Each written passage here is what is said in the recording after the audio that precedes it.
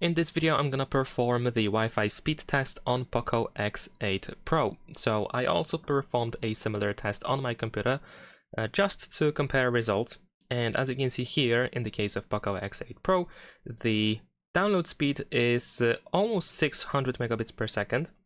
It managed to get 592 megabits per second. Compared to my computer, I managed to get 928 megabits per second, so it's maybe not really that close. There is still a pretty huge difference in the download speed, but it's still not bad. I would say that 600 megabits per second is pretty good.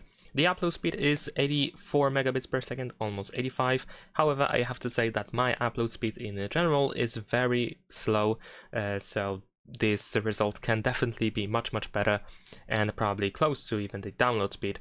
And if I compare to my computer, it's almost the same. On the computer I got 86 megabits per second, but like I said, it can definitely be better. So that's pretty much it. Leave a like and subscribe.